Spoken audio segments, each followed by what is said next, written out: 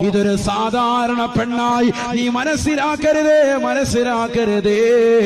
ആദിഹി ബിൻത് റസൂലില്ലാഹ്, അനുരാഗത്തിന്റെ അലമാലകൾ കൊണ്ട് ആലിംഗനം ചെയ്ത് ചുടുചുംബനം കൊടുത്ത് കെട്ടിപ്പിടിക്കേണ്ട നേതാവ്, പരിശുദ്ധ ഖുബൈ ഖദറായിന്റെ ചുവട്ടിൽ ചുംബനം വെച്ചുറങ്ങുന്ന ഹബീബ് മുഹമ്മദ് മുസ്തഫ സല്ലല്ലാഹു അലൈഹി വസല്ലമ തങ്ങളുടെ പ്രിയപ്പെട്ട മകളാണ് ഫാത്തിമ.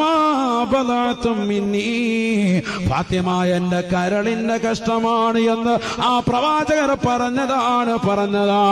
ഫാത്തിമ ആരെങ്കിലും വിഷമിപ്പിച്ചാൽ എനിക്ക് വിഷമമാണ് എന്ന് റസൂലുള്ളയാണ് പറഞ്ഞിട്ടുള്ളത്. ഇത് റസൂലുള്ളാന്റെ പ്രിയപ്പെട്ട മകളാണ്. വസൗജത്തു അലി, അലിയാരി തങ്ങളുടെ ഭാര്യയാണ്. ആരാണ് അലി എന്നറിയില്ലയോ?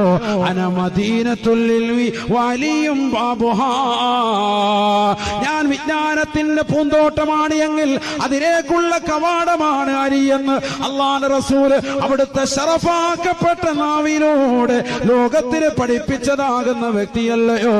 ആ അലിയാർ തങ്ങളുടെ പ്രിയപ്പെട്ട ഭാര്യയാണ്. തീർന്നില്ല. ഉമ്മുൽ ഹസനി വൽ ഹുസൈൻ, റസൂലുള്ളാഹിക്ക് ഏറ്റവും ഇഷ്ടപ്പെട്ടതാകുന്ന റസൂലുള്ളാഹിന്റെ പേരക്കിടാങ്ങളാണ്. റസൂലുള്ളാഹിന്റെ ആൺമക്കളെ ചെറുപ്പത്തിലെ മരണപ്പെട്ടു പോയില്ലയോ?